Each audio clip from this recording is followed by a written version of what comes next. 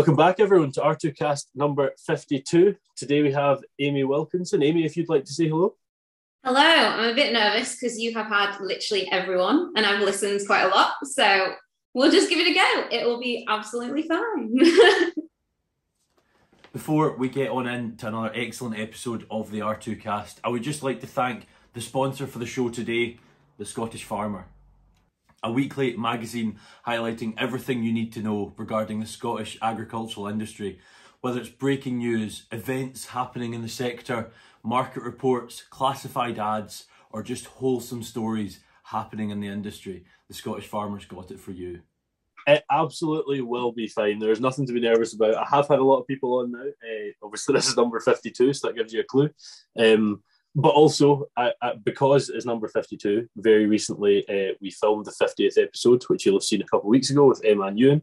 And when I was doing that, I wanted to write a big post on Facebook about what sort of came of it.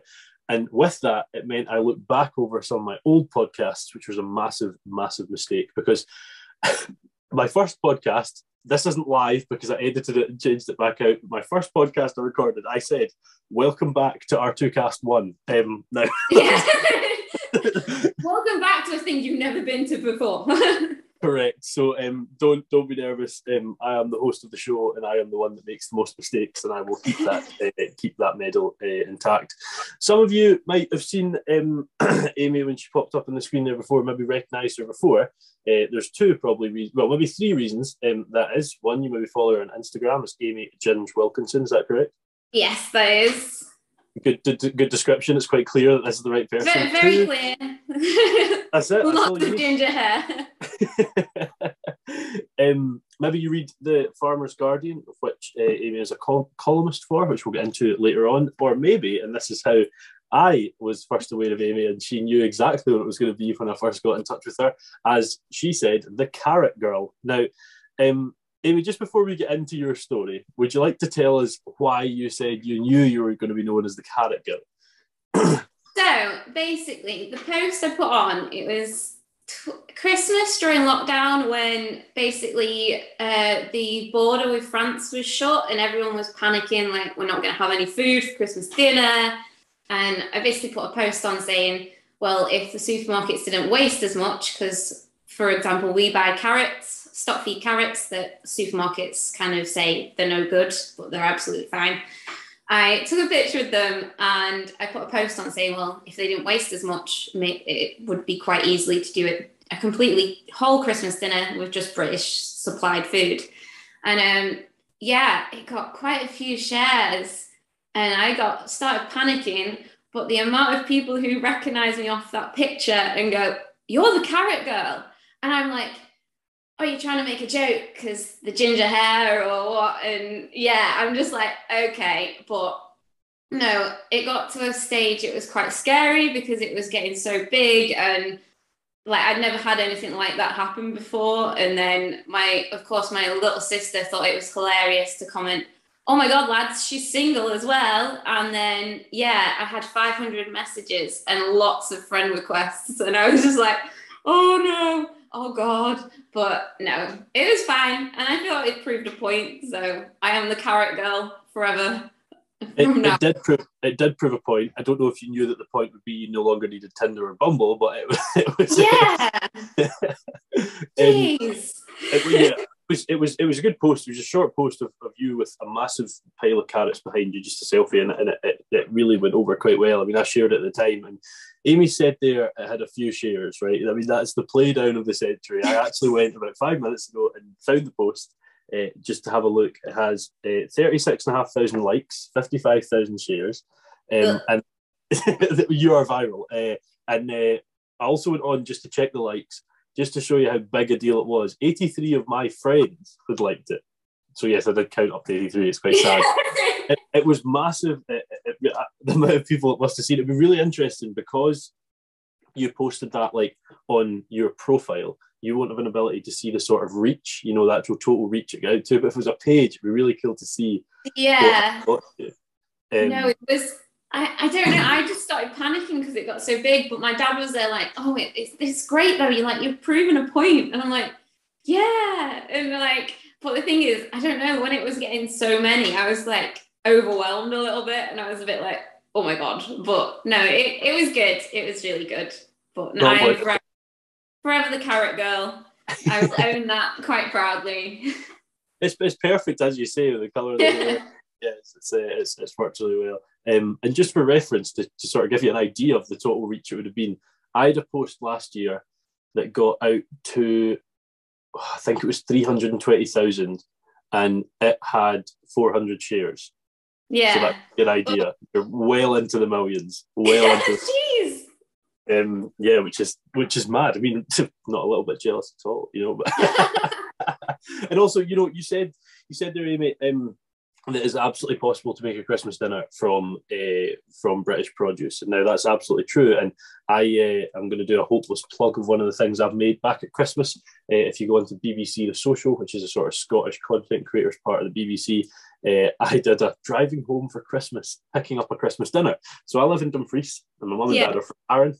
And I sort of did that 157-mile drive, and I picked up the turkey, the Brussels sprouts, the carrots, the everything on the way, which was good fun. That's so good. Yeah, it was quite good crack at. So I'll send you the link after. But yeah, it was. If anyone else wants to go and check it out, that's there too. But here, this isn't about me and picking up a Christmas dinner as much as I really do want one now. It's the best meal of the entire year, though. So it is, and now we're on it. I'm going to ask you the question. Do you like turkey any other day of the year? See, we're a bit controversial because we do have goose as our Christmas dinner. Okay, yep, that's not over controversial. I get that.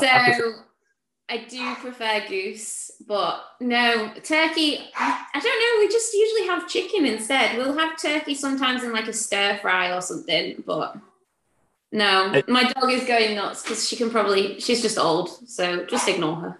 Absolutely fine. You can come and join in if you want. She probably will in a minute.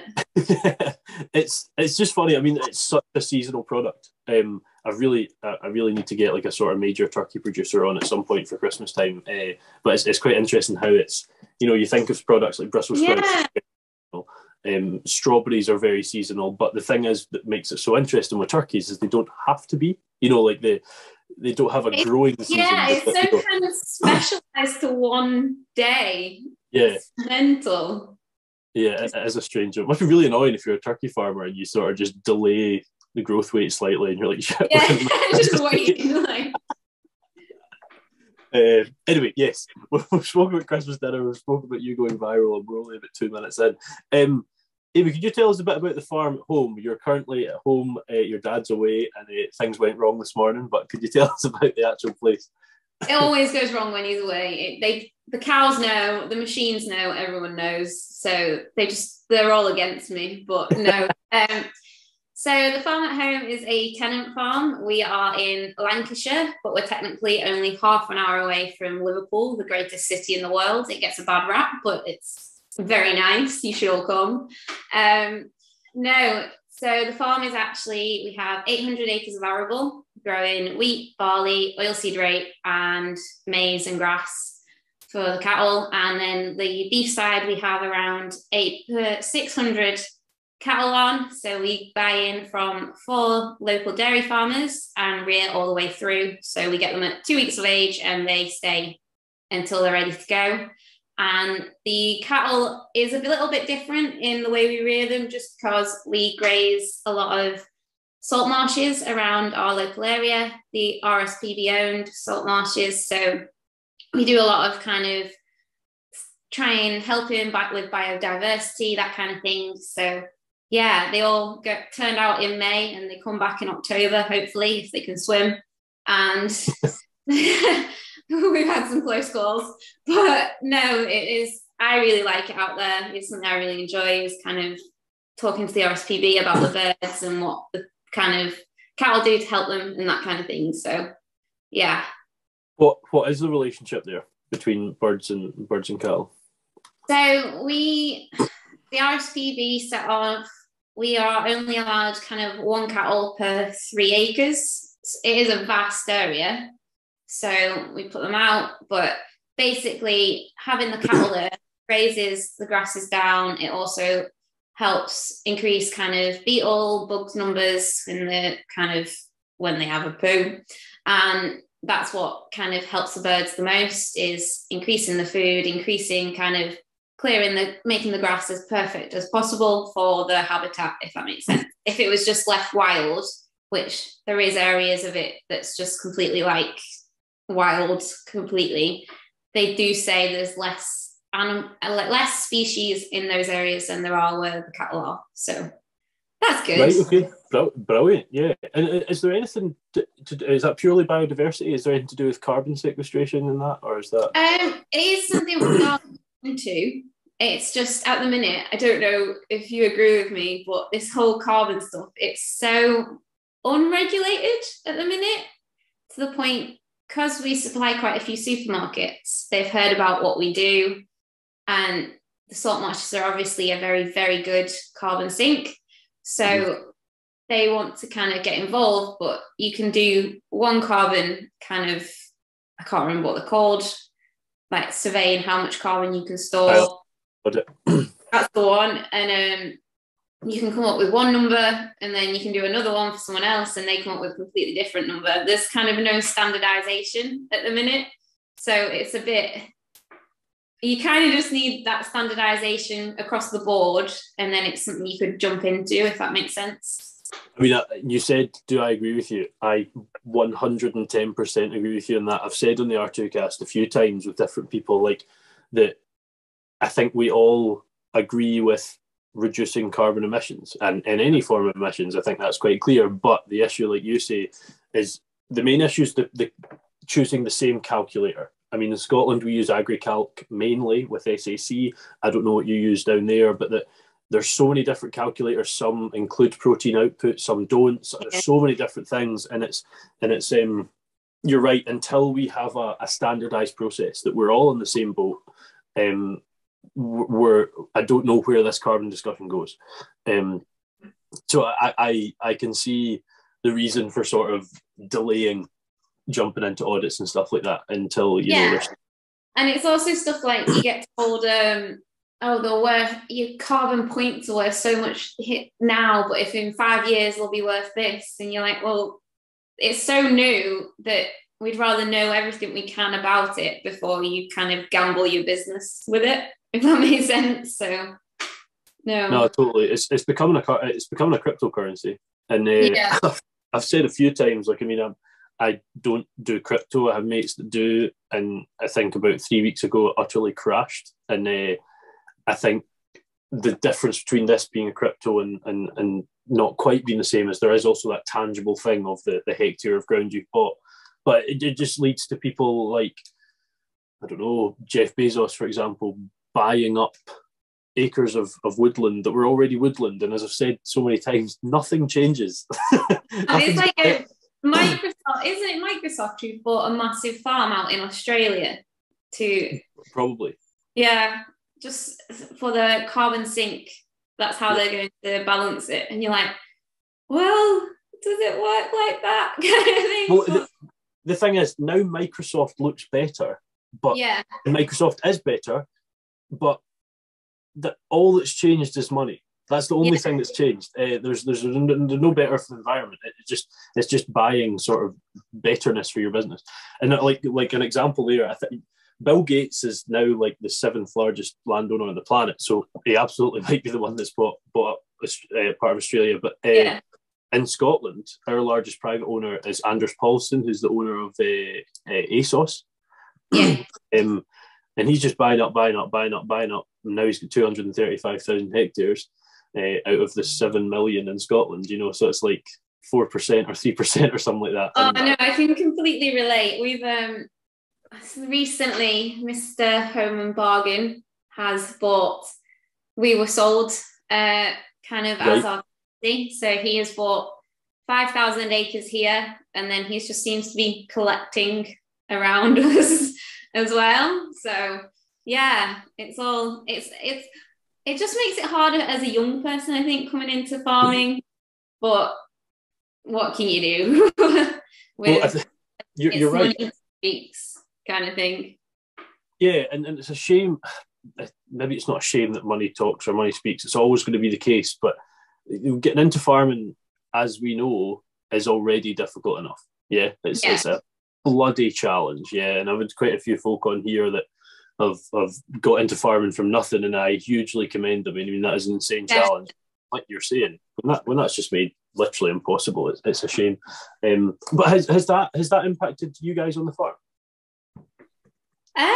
So it was very scary. Basically, it was 2021, March, I think.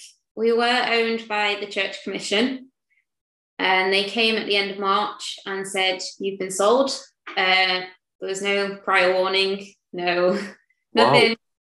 Wow. There's been rumours, but you don't know who to believe with rumours. So we were sold, and then it was just scary because you don't know what the plan is. So like, you've been sold, fair enough, but is he wanting to keep it as a farm? Is he wanting to just plant trees on it? Is he just wanting, because we're on mossland, so it is a very good carbon sink, if that makes sense.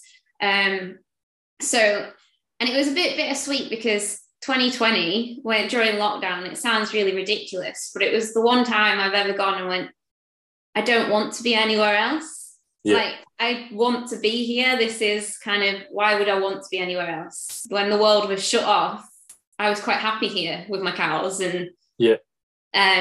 So it was a bit bittersweet. And then it did get to the point, my dad kind of sat me down and was like, if we're not here anymore, do you have like a plan of what you're going to do? And I was like, well, no.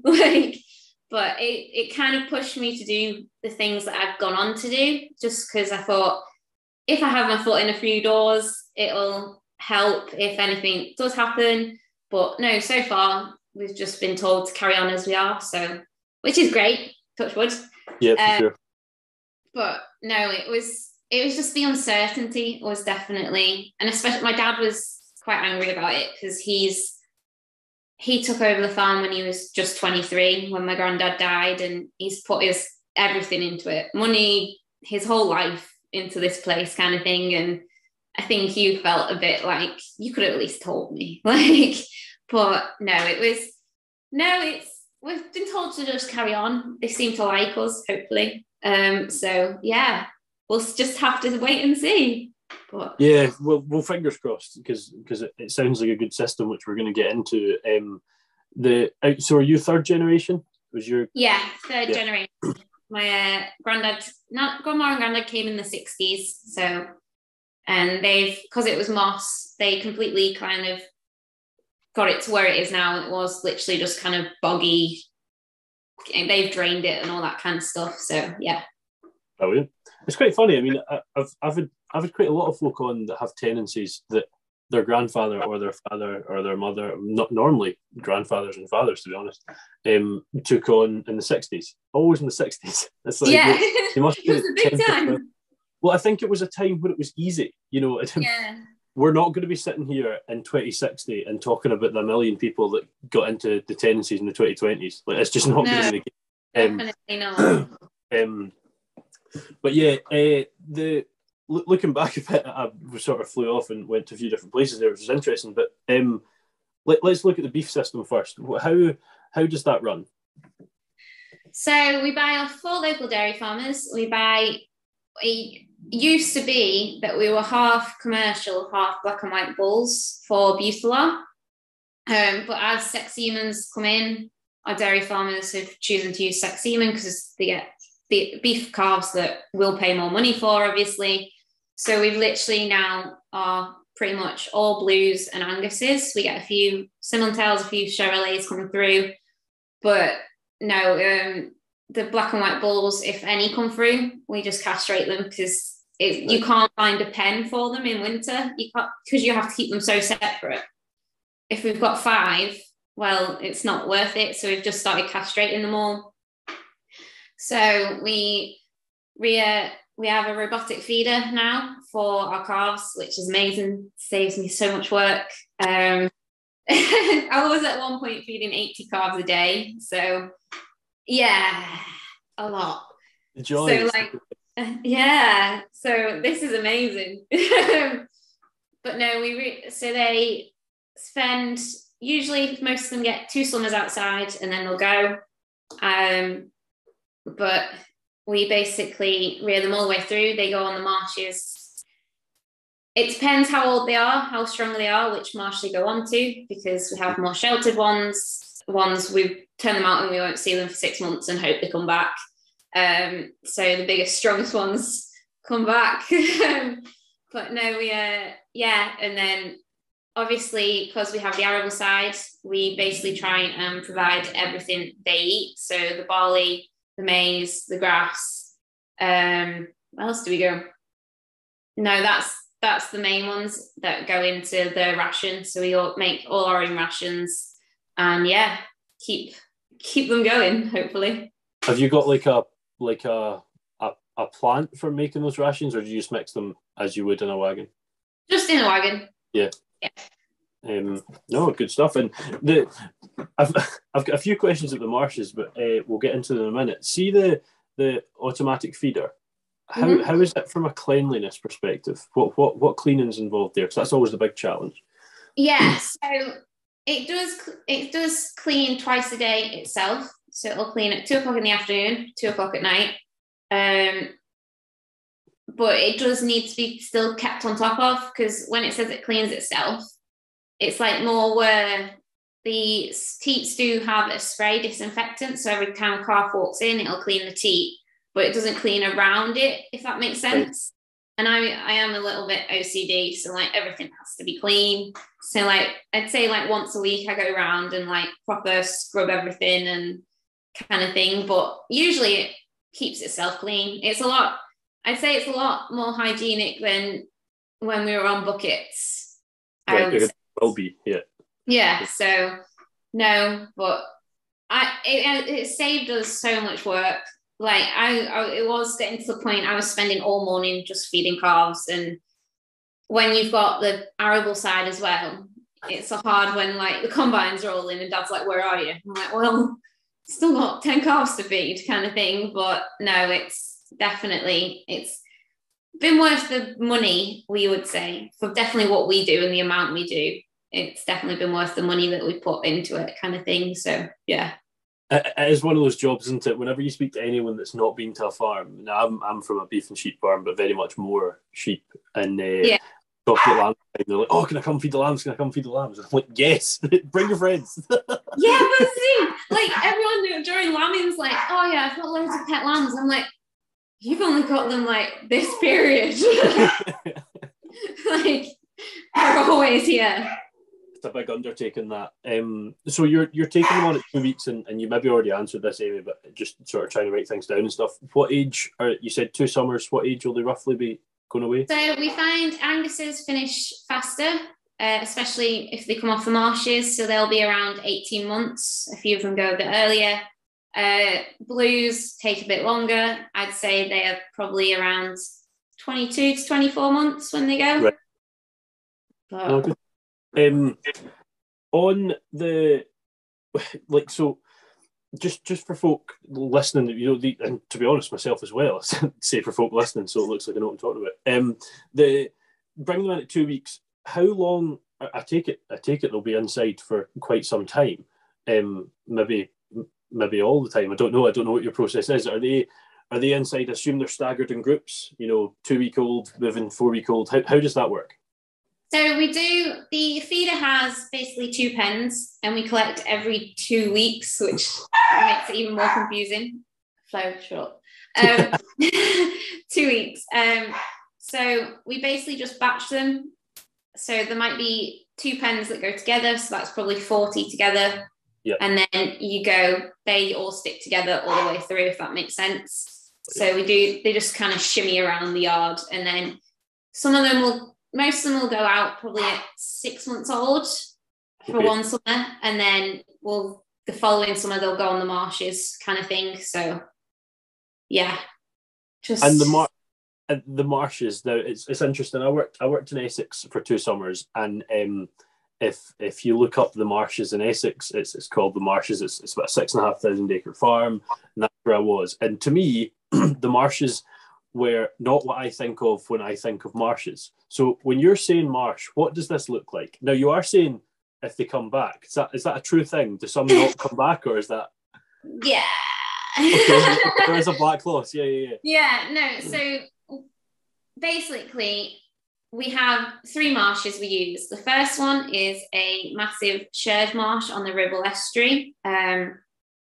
It used to be able to hold around 2,000 cattle. It's a shared, so it's basically, I think it's the closest you'll get to like the American plains in the UK. That must be 6,000 acres then, because it's, what is it? Oh yeah, it's huge. So they've now put it down to 800, but that's more because it's due to TV restrictions. They can't get the Scottish farmers that used to come and the Welsh farmers that used to bring them as well. So that's basically a lot of different farmers, and there's like one manager man who checks on them every so often, goes out, but we turn them out and like we don't see them until September when they come home. They usually do come back. They have to be heifers because no one wants any accidents down there, because if one person has one bull, there's a lot of cows out there kind of thing. So yeah, and they're not all yours. So no, we have a big clearing day, and basically all the farmers will go and help. They have massive pens, huge pens to sort all these cattle into, and clear them all out and take them home. And then this other marshes we have one where we put 100 bullocks of our bullocks on, so they go out. There's the coast road in the middle, the outmarsh, and then the sea. So it looks like, from where I stand, it looks like I could walk to Blackpool. I wouldn't recommend it. You'd probably get stuck in quicksand or something. So that's literally just go head straight out to sea, and then there's tunnels under the coast road onto the other side that the cattle can walk through to go onto the other side if the sea comes in. So they have to learn when the sea comes in. Which they do. They learn it quite fast. Like, wow. You go out and move them very often. Only if there's they call them a phenomenal tide. So 14 meters is huge. That would flood the entire outmarsh. So you have to bring them into the inmarsh. And then the other one we have is a lot smaller one, but it has a lot more of the bird spotting wooden boxes around everywhere. And that is, the water comes underneath the road to it, if that makes sense. So that's quite a bit smaller, but that's where kind of younger stuff goes, because they're not likely to go swimming in the sea. But, a lot of that is quite surreal. I mean, like, is it the gather must be quite something. Is that a bit of a social event as well, or is that? So the big one, they tend to just invite a few people to actually gather them in, just to keep them calm. But then the sorting them out is quite fun. It's like a big kind of, a lot like, you can't keep up, like, come on, that kind of thing.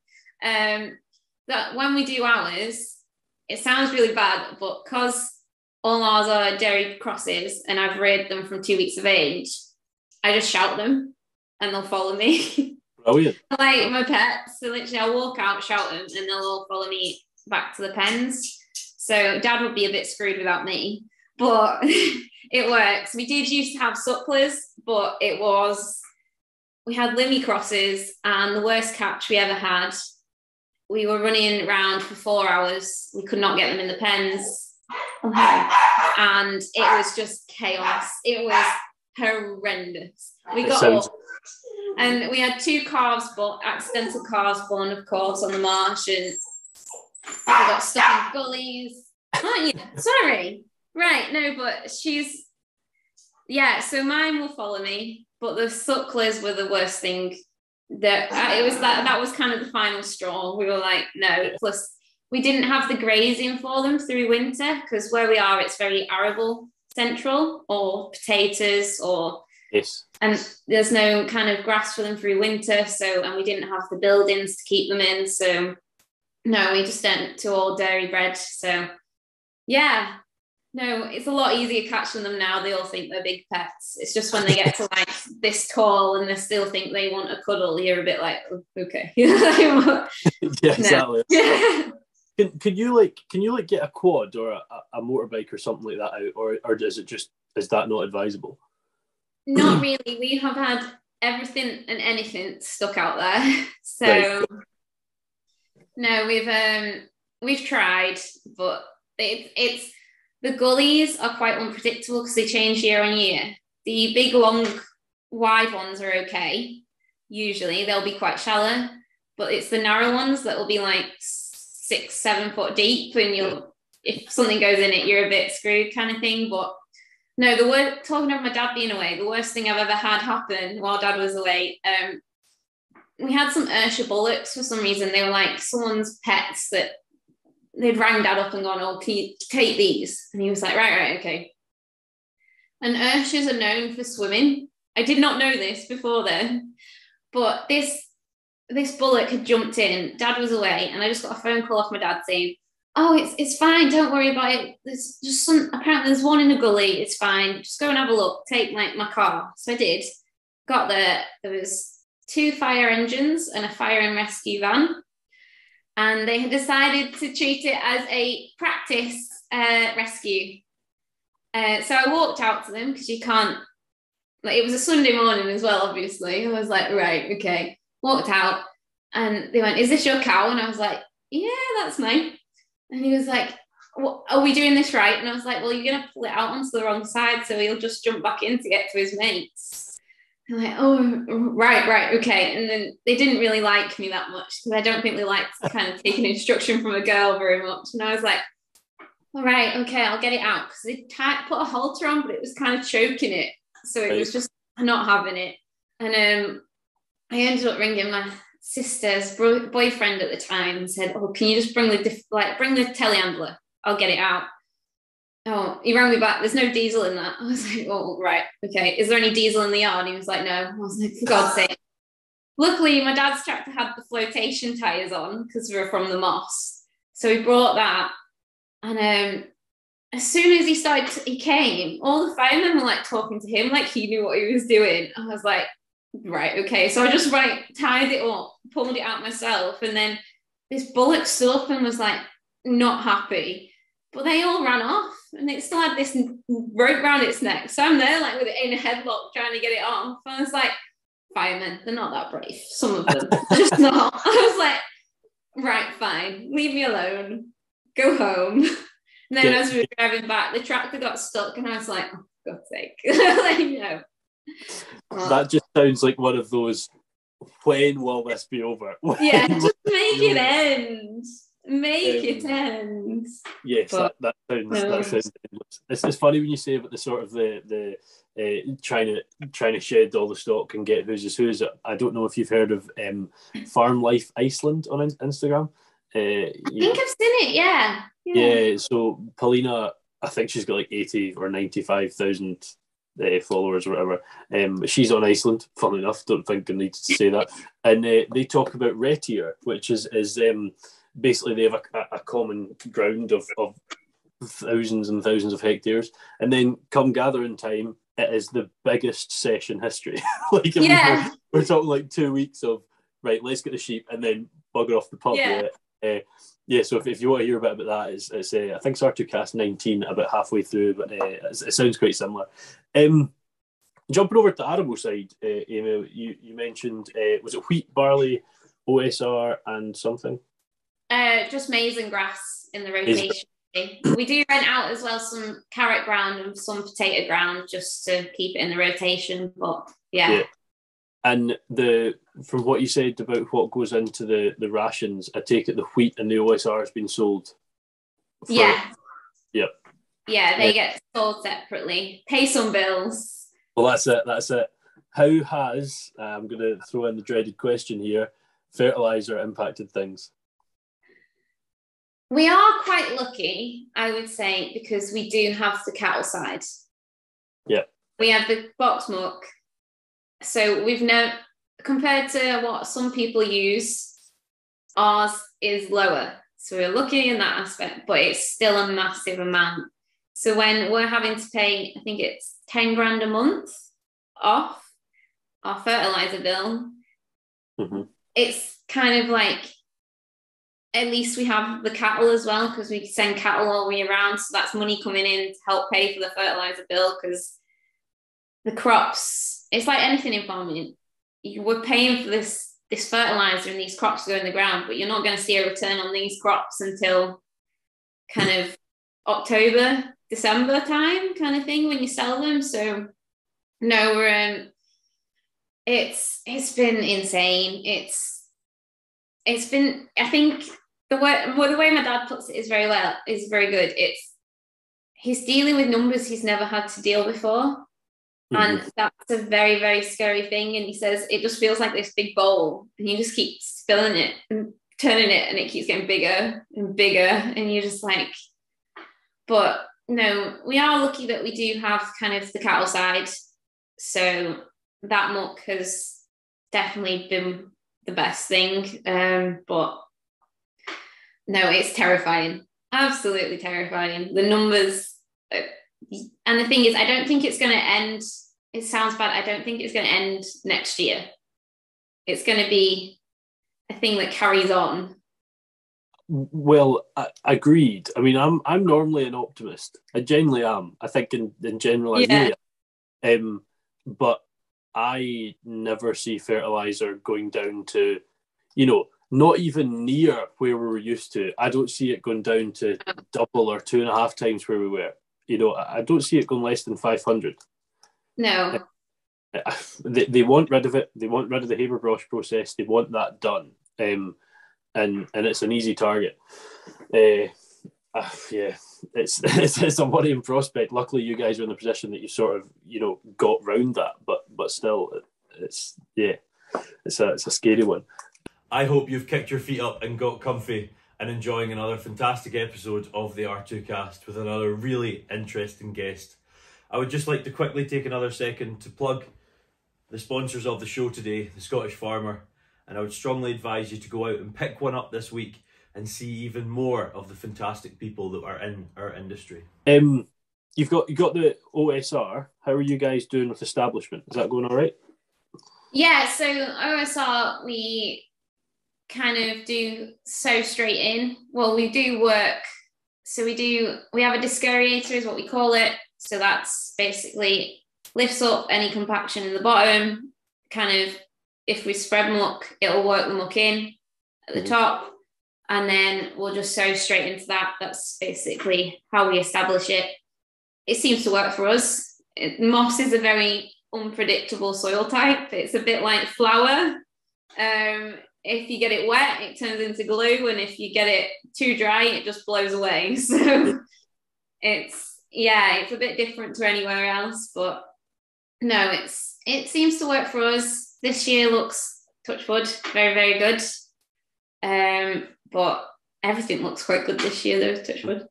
Yeah. But no, it seems to work for us that way. We don't direct drill, mainly just because completely direct drill is because moss is known for growing just weeds. And I think weed control would be very, very difficult in direct drill, especially with the price of sprays going up and kind of them banning everything they want to. So, but... Are you spraying a lot? Not really. My dad is the person to talk to about sprays. I don't have my certificates yet, so but no, he jokes because we do quite a bit of late sowing winter stuff. So whereas a lot of people on the east side will probably have everything in by like end of September, October, we're still sowing towards the last week in February. Oh, right. Okay. Yeah. So we'll get some in November, don't get me wrong, but we'll carry on if we can till last week of February. And we just find, especially being on a more kind of moist side of the country, it helps kind of just miss kind of certain diseases off and kind of, whereas you could spray in for all sorts early on, we don't have to do that, if that makes sense. But Well, I'm sure half of the audience that hate the word moist have just left. I know. I was just thinking, I hate that word. Why did I use it? Ugh. It is such a horrible word, and it's the word that everyone hates. So if you're still with us, yeah. Sorry, everyone. I'm guessing the answer to this question is going to be no, given what you've just said. But have you started harvesting rapeseed or no? No, we are probably 2 weeks away. Do you spray off? Yeah. 2 weeks away from spraying off, or are you spraying off at the minute? Oh no, he's away now. He'll spray off when he comes home. So then 2 weeks after that, we'll be off. But Right. he's home on Monday, I think. I don't know, whenever it turns up. Whenever it turns up, yeah. When everything starts to go well again. Yeah. Just for reference, for those of you listening, it's the 8th of July today, so that gives you an idea of where we are. I'm just saying that because this won't be going out today, Amy. So that's fine. I had something to say. What was it? Yes, you mentioned your dad a couple of times. Is it just you and your dad, or is there other stuff? Yeah. Wow. Yeah. So yeah. Yeah. That's a lot idiots. of work. Yeah, we are idiots. Completely. But no. So we did take on extra 100 acres this year. Well, Because you didn't have enough. Yeah. But we got through drilling it all, and then I was like, we're gonna need someone for summer, and we're like, yeah, but now we're 2 weeks away and no one's turned up. But we're quite lucky. All of my siblings and my mum know how to drive a tractor. Especially during lockdown, that is what we did. Everyone learned. So no, my sister's one of them's just finished her A levels, so she's going to be. Oh, I don't know what happened there. Yeah, so she is going to be kind of the main tractor driver kind of thing, but she's going to be driving the baler. So yeah. Is it all your own kit? Is it all? Yeah. So the only thing we get contractors in is for spreading muck and for harvesting the maize. So yeah. Oh yeah, of course, different. Yeah, of course. What combine have you got? I'm sure some people will be interested. Oh jeez, what's the number on the side of it? Massey Ferguson. I couldn't help you with numbers on Massey's. I could help you with just about any other. I'm rubbish at numbers. I'll find out. Is the baler Massey as well? No, it's a McHale. My McHale Fusion 2. That's my baby. I might have been able to help you with the number if it was a Massey on the baler side. Yeah. Or something like that. I couldn't have done it on the combine side. It's funny, if any of my mates are listening to this, I did 2 arable harvests, and absolutely loved it. But that is all I've done. That side of things. And they're all we go to farm sales and stuff, and oh yeah, that's a 48-23 and all this. How do you know all this? I feel bad because I actually review some machinery, but everyone asks me things and I'm like, I'm just not got the numbers brain. Yeah. And I'm like, I do some work for basically they use my pictures and stuff, and I do reviews for them for a local kind of dealership. Right. But yeah, I'm just not a numbers person. I'm like, I know my tractor number, and then when they described it, I'm like, yeah, I know that one, yeah. But I'm just oh, numbers, dyslexic. I'm like, no. Well, it's funny you say that. I am a numbers person, but the number has to mean something. Now, so for instance, Massey Ferguson 7718, 180 horsepower tractor makes sense in my head, but some of them, they must mean something, but they just don't in my head. Yeah, exactly. I struggle with that. And when you say they use your photos, I asked Amy for a photo of herself so I could sort of put a little post out on Instagram, bringing Amy on, that sort of thing. Have you heard of her, that sort of jazz? And she also didn't notice the photo of yourself part and sent me some absolutely gorgeous photos, which I'll try and show the camera. They're absolutely lovely. I realise I can't zoom in enough on the combine to actually see what combine it is, but there's some belters. So if you want to go see some really, really good farmy photos. I keep saying farmy photos when I ask folk for the thumbnail photo. I don't even know if farmy photo is the word. Check out Amy Ginge Wilkinson on Instagram.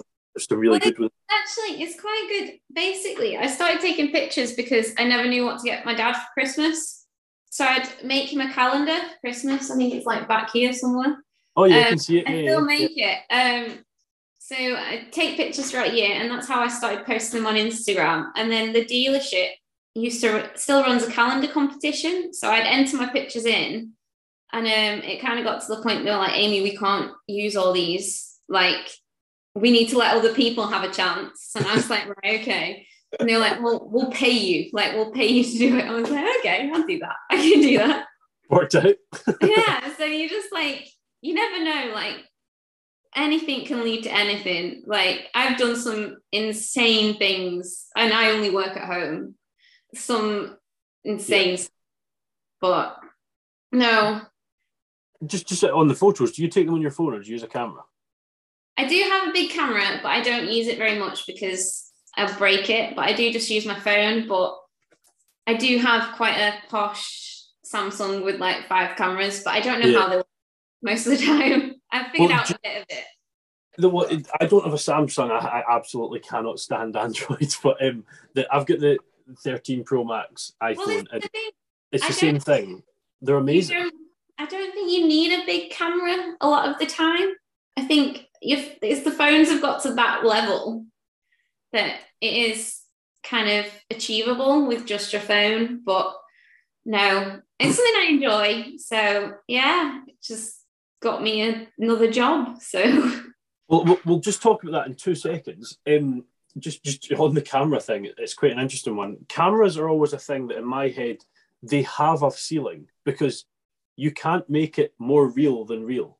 You can enhance, but that's different. The camera itself has a ceiling, and you're asking sort of what they do. The thing to notice is there's obviously the 3 parts. Yours has got whatever many. I think this has got 5 with 2 other holes. I don't know what they do, but if you just have the camera on and zoom in, you'll see it jump. Yeah. So it's like that's I can't believe how good the zoom is on that camera, and it it's on a thing you're buying anyway. Yes, I know they're expensive, but still they're very good. Well, there's actually a story to how I treated myself to this phone. I got paid to be in a little TV advert that is still on telly. Excellent. So yeah. Tell us about it. Oh, basically, it came about. I'm part of the Little Beef Group, grassroots beef group. I got asked to do it. It was by someone I went to college with. He said, I thought you'd be really good. So we do supply done by it. It's kind of through them. And I got asked to do that. And then I think they just sent all our pictures off. And I think they just saw like big ginger hair and went, she looks different. And kind of went, we'll have her. And it was the weirdest experience of my entire life. I got the first class train tickets down to London. I spent 2 nights in London. We had 1 day shooting, which literally all I did all day was sit there until they needed me. And then all I did was sit on like this trolley and pretend to drive a tractor. Because if you watch it, all I do is come on the screen in a yellow wooden tractor. And there was this big bloke just pushing me across this like studio. And I'm there like, this is the weirdest thing I've ever done. And it was just like, so out of my comfort zone. Like there's so many different people, and I never knew how many people were involved in that kind of thing, but it was insane.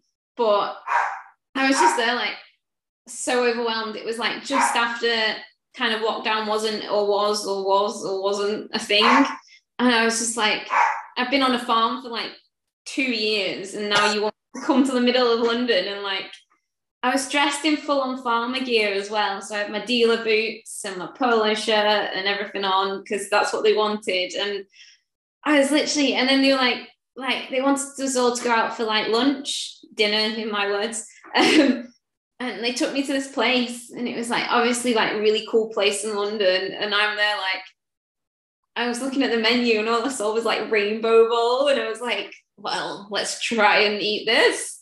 So I ordered it, and it was basically a posh salad. I was like, well, why didn't it just say posh salad? But no, it was very good. But it's definitely something I'll never do again. Probably never get the opportunity to do again. But it was incredible. You never know. You might be TV's next Jeremy Clarkson, which is funny. Now I mentioned him. Have you seen Clarkson's Farm? Yes. That's one thing that everyone asked me in London. Well, yeah, because it's the only thing they know about farming. Yeah. This has given me major Caleb Cooper going to London vibes. Oh, it was. I was so lost. I was literally, I captioned it Caleb Cooper. And the worst thing was, I was on the train down. And you know, like, you're going past, like, somewhere, someone's smoke spreading, obviously. And everyone, like, on the train's going, oh, and I'm there going, yeah, pig. Definitely pig shit, that. Yeah. My comfort zone. It feels like home. Yeah. Well, for the viewers and also myself, is there a way to YouTube this advert? I think just type in, it's currently on telly, actually. So if you I've never watched telly. Yeah, if you just type it in, a little advert, it probably come up, I think. But no, I was so nervous to do that. I was terrified. But we did it. Yeah, exactly. And here, there's so many things. It sounds like you've really filled in a lot of things into life. And I'm very much of the opinion, say yes to things. Exactly. I have always said this. Yeah, if it goes wrong, goes wrong. Who cares? But it never does. You know, like, yeah. You know. Well, that's the thing. My dad says, you've lived quite the life already.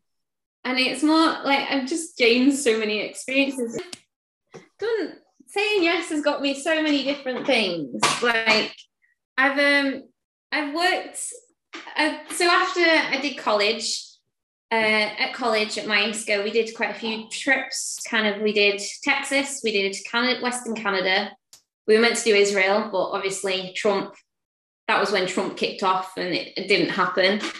But so I really liked Canada. So once I finished my degree, I decided to go out to try for my kind of visa to go work over there. And I got my visa and I applied for a few jobs, and there was just one that stuck out a little bit. And I was like, well, we can go for it. Like, give it a go. It won't happen. But it was basically a chuck wagon racing team, which is a rodeo sport. Right. You have 4 ex-racehorses on the front of a little wooden wagon, and they go around in a figure of 8, and then they have the half a mile of hell, which is the race to the end. So there's 4 kind of people racing at the same time, but it's insane. And anyway, I applied for it. I've never been a horsey girl. I don't have a horse. I just thought, nah, they're big cows. It'll be fine. I'll apply. And yeah, I got it. And I ended up in Canada, just full on cowboy, everything, rodeos, all sorts of stuff. It was insane. How long were you there for? Well, I was meant to be there for a lot longer, but I ended up re-breaking my foot out there. And I didn't tell my boss, but he could see I was limping. So I ended up going to hospital, and they put me in jail. Have you ever watched those 600-pound Life? They put me in a wheelchair like that big. I was like, this is a low point in my life, very low. But no, I was meant to go back out. I went out in 2019 and had to come home. So I was meant to go back out in 2020. But obviously that didn't happen. And then suddenly I'm so sorry. I feel like this has been utter chaos. Not very professional at all. But entertaining. Come here, come and say hello. See, this is the pain. Is it Flo, did you say? She's 12. 12? God. Yeah, she looks like a 84. Yeah, so she is the problem. She's the problem, not at all. But no, yeah, ended up broken meant to go back, but then obviously now I'm 26 and I'm trying to buy a house instead. COVID kind of took like 3 years, didn't it? So yes, I think only in the last few months do I feel like we're not in COVID anymore, even though I had it 2 weeks ago and was insanely ill. I was someone from day one. I was one of those people, not day one. I think we were all pretty scared for the first 2 months. And then after that, I can't be bothered with masks anymore. I don't care about lockdown anymore. And I am petrified of needles. So I didn't even want a vaccine. I got one because I felt like I had to. But it was a strange old time. And so many people have, you know, like you said, you came home and you just loved it. I was in that same position. I worked for Enterprise Rent-A-Car because, you know, that's what every agricultural graduate. And I then got furloughed and went home with my partner at the time, back to my mum and dad's, and I just loved life. And because I had nothing to do, I ended up working from home. I got this job as a lecturer. I was able to rack up a lot of money really quickly and managed to buy a house over lockdown. And so lockdown fairness for myself has been pretty good, but it is also like knocked so many folks' lives back. And it's been I always feel quite sympathetic for a lot of people through this. But yes, you've fitted millions of things in, Amy. One thing that you mentioned, you started taking photos, and they started paying you. Can you tell us a bit about that and who that was with? This is a company called Clark and Pullman, who are a Massey Ferguson, Fendt, Honda. They're not Valtra anymore. JCB dealership. So it's basically one my dad has always dealt with since they opened in 2003. Very local, kind of. We've always known the boss, Jed.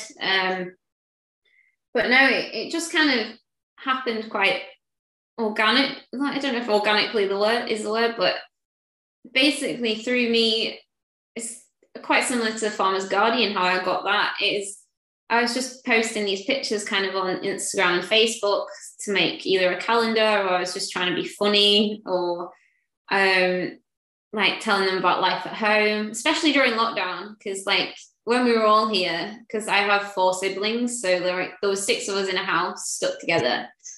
Like it is quite entertaining. So now I post pictures, and they basically just said we really like kind of how you take them. We also really like kind of, sounds big-headed, but they just kind of said, oh, we like you as a person kind of thing. So they it just kind of, we had a meeting and they said, if you do this kind of thing, and we'll pay you like this amount kind of thing. And I did a year of doing CMP support local, which was basically I went around to local farmers who were customers of them, but maybe selling stuff to the public.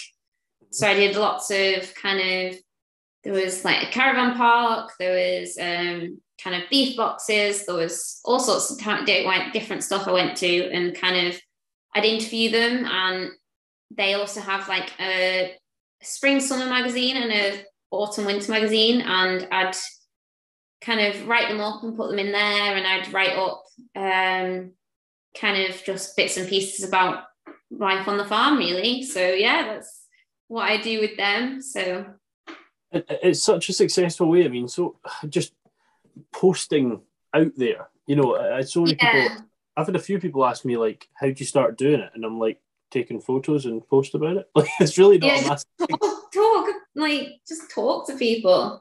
It's a similar way like how I got with FG. I was literally, they put a thing on Facebook, and like 3 people tagged me in it because of what I was posting, like just funny stories about family life at home. And I ended up just emailing saying, because I did a day's work experience so ages and ages ago, and I didn't think anything would come of it. I just thought, if you like stuck, I'd give it a go, like but like don't if there's someone way better, don't worry. No, the editor Ben Briggs got in touch and was like, oh no, I think you'd actually be really, really good at it. I was like, okay.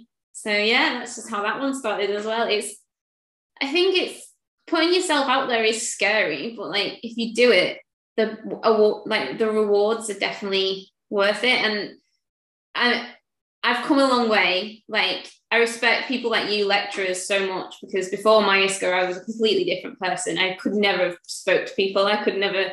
So like if my lecturers, Dave Singleton and Liz Lawrenson or ever listen to this, thank you so much. I was so shy.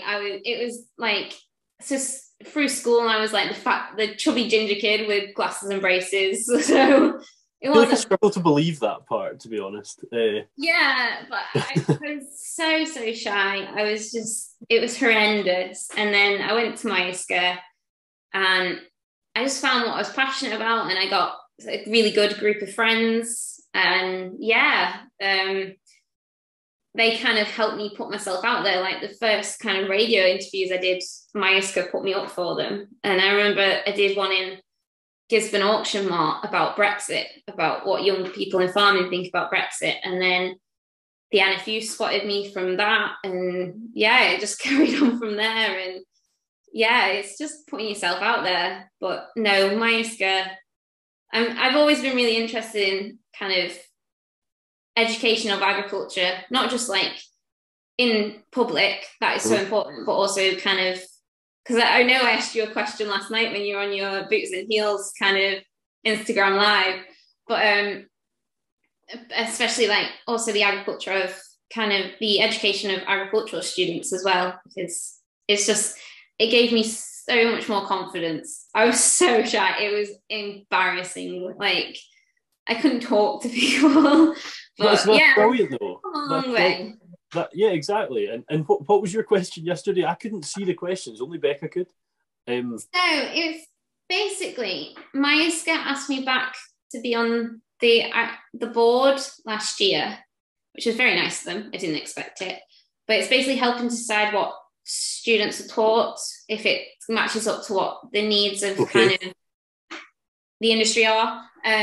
So I was asked to do that, and through it, I was told that now they're trying to match up more a BTEC to an A level, if that makes sense, because there are so many variations of BTEC, all sorts of different stuff. So they're trying. So it's going to be called T levels, but they are also thinking of making like 16-year-old. They are kids, young adults. Pick between doing crops and livestock at 16 years old, which I find really ridiculous because I didn't know which I preferred when I was 16.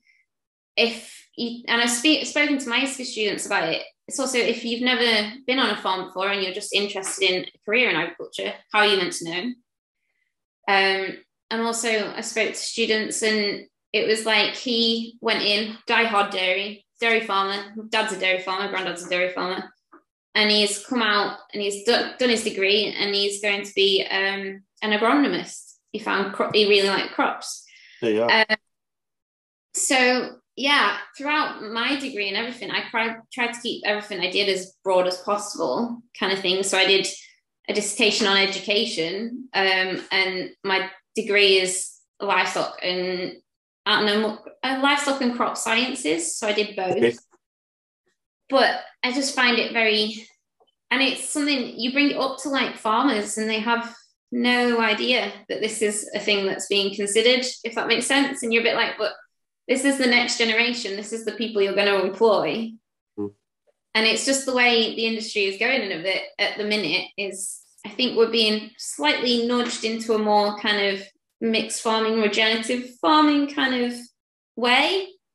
So to have such specialization, I don't think is what the industry actually needs at the minute. But well, I think with intense specialization, you look down the idea of monoculture, don't you? You just by definition, you start focusing on that one thing. Now, I don't know if you heard my answer last night. But my answer was the same as what you've just said. Nonsense. And now, out of interest, I also mentioned yesterday that another lecturer had messaged me, and I could see he'd messaged me, but I couldn't read what he'd said. He sent me the details of someone that maybe was your lecturer, or maybe he's joined since, called Hattie. Hattie? I can't remember. But she's at that college, which I'm glad you've said first, because I would have butchered the name. Would have said it. Have I got her name wrong? Maybe I have. Her surname was McPhee. I can't remember her first name. Hattie. So I'm going to get in touch with her as well and have a chat about that as well. So that sounds, it sounds interesting. I hope that that's not something they go down. Yes, you can look at talking about specialisms, but not making it a complete thing. On the Farmers Guardian, do you write every issue, Amy, or how does that work? Currently, it's every 5 weeks, which is quite good because to be every week would be quite intense. But no, it's something I quite enjoy doing. I never expected to really enjoy it as much as I do, but I just like writing these funny little stories. I try to be as lighthearted as possible because the world's a bad enough place. You don't need to hear me moaning about it as well. So if I can make someone smile, that's all I ever want. But no, they seem to like me at FG. They've put me forward for all sorts of other stuff. So I spoke at Llama this year, which was terrifying, but it was really good. I've been a judge at Llama as well for the Young Engineer Award, which was really good. So it's just something I really enjoy. It's just silly little stories, and it's surprising. I went to Gisborne Auction Mart yesterday, and the number of people who just come up to me and go, there was an old man came up to me, and the last story, it was just a funny story about I'd ripped my legs to pieces on brambles and stuff, and I wasn't able to shave my legs, and some random kind of old fella came up to me and went, have you managed to shave your leg yet? And I was like, yeah. But yeah, no, quite a few of the people came up to me yesterday and like, oh, we really enjoy yours. And I was like, oh, thanks. That means a lot. So yeah, it's just something I really enjoy, and it's stuff you'll forget when you're kind of old and grey, isn't it? And to have it there written down, because I do have a proper notebook, it means a lot kind of thing. So well, it certainly feels like you fill your time. But always seem to be very busy. We're talking about all these million things you do, and forget that you and your dad run this huge place on your own. Not your own, pretty much on your own. It's quite a lot. Am I right in saying you sell sort of at the farm gate? You sell boxes of your.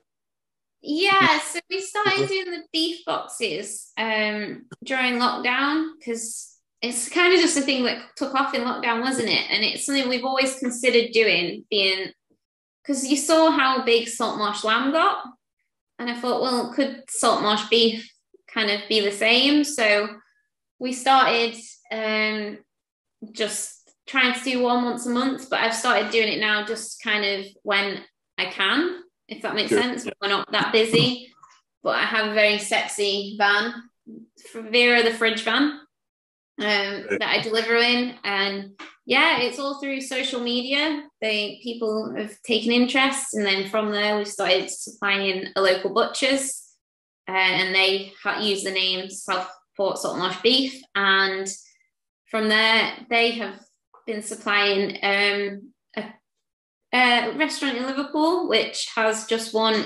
Well, they came fourth in the best roast dinners in the UK using our beef. So it's amazing how kind of it took off, really. And we've had a few meetings with a few other people who would quite like to stock us. So it's mental how it just kind of took off. But people love the story of them being RSPB marshes and kind of trying to help the birds, and just it's like salt marsh lamb just took off, didn't it? It was never a big thing, and then everywhere you go there's salt marsh lamb. So I thought we might as well give it a try, and people seem to really like it. So there's got to be something in my head that you can do with RSPB there, I don't know, real salt P beef, or no, RSP, real salt P beef. What can you do with R&P? I don't know. I like to try and make these things in my head. Make no sense to anyone else. But where can we find that on social media, Amy? Just Southport Salt Marsh Beef is on Instagram and Facebook, I believe. Yes. I shall look it up and give it a follow. Listen, it's been great to sort of chat. We've already spoke for over an hour. It does fly by. Jesus, yeah. We're sitting about an hour and 10 minutes. Maybe with a few things to cut out because the postie came and such. Very sorry. Not a problem. If at this point number 50 isn't out, go and watch number 50 when it's out, which is a week today. I saw on your Instagram and your Facebook and their Facebook. It was brilliant. I mean, they burnt food in the oven. Len was entertaining. Oh, it was good crack. So here, adds character. And annoyingly, everyone that listens and listens consistently knows the questions that come at the end. Fortunately, most of the time, my guests don't, so I sort of catch them off guard. But from what I can understand, Amy's got this all written down or certainly ready for the questions. So written down. I know what I think I'm going to say. I'm going to be nasty now and just throw a different question. No, I'm not. You can do it if you want. No, I would hate the fact that I think this will be the 78th interview I've done, and for this to randomly not have those questions, that would kill me inside. So, Amy, where do you see yourself in 5 years? And if you had any tips for folk coming into farming, and also it would be quite good for you to talk about just taking on things, because you said a few years ago you were very shy, and now you're Kelly, you're a columnist, that sort of thing. What would they be? So the first one, 5 years' time, I'd still like to be farming here, hopefully, and I'd still like to be just taking every opportunity that comes my way.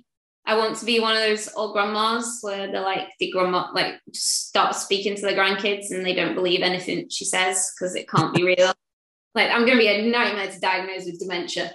But no, that's kind of all I'd really like to be, especially I feel like this is definitely my home and where I want to stay. I enjoy what we do. And then the other one, I did think about this one. I'd say be prepared to work hard, be prepared to maybe start from the bottom and work your way up. But for taking opportunities, I would say there's this film, it's called We Bought a Zoo, and it's Matt Damon and Scarlett Johansson in it. And that's not the point, but it's a scene where he's telling his kids like 20 seconds of incredible courage, just 20 seconds. And that's all you need is that 20 seconds of embarrassing bravery just to say yes.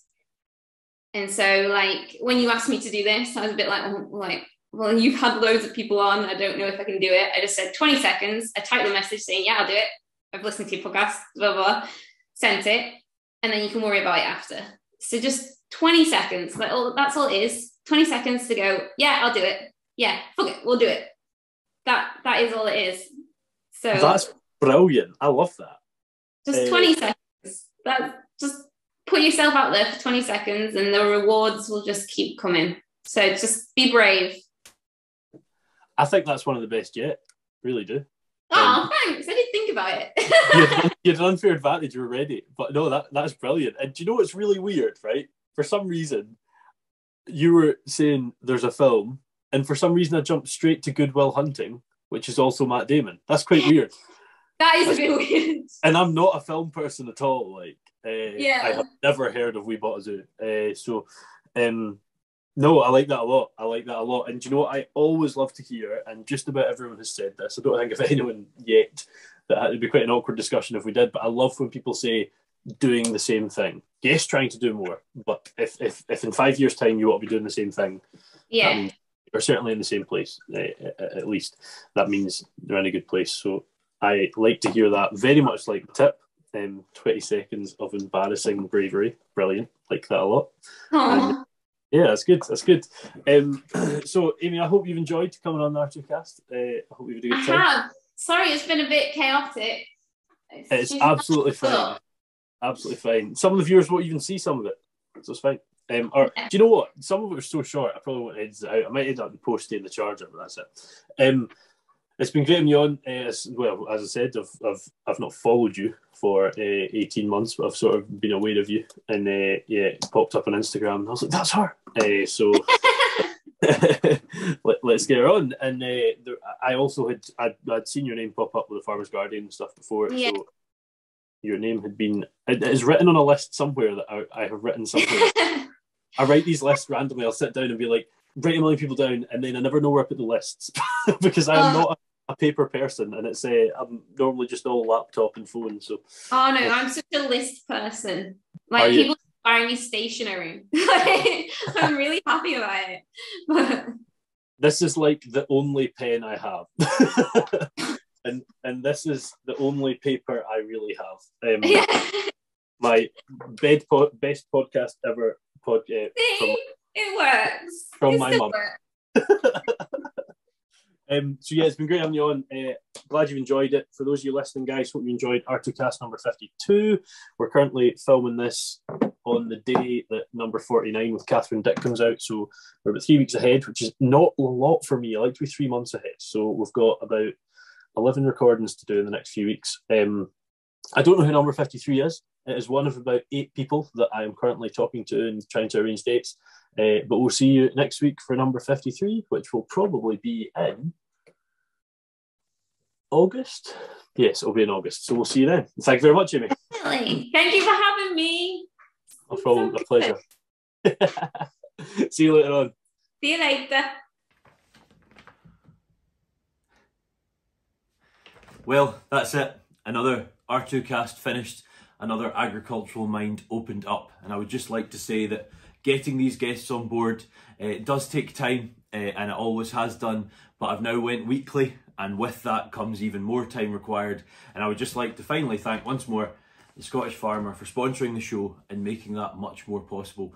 Please be sure to get in touch if you've any ideas of people you'd like to see on the podcast, or maybe ideas you have for me presenting better, because I definitely do require that. See you in the next one.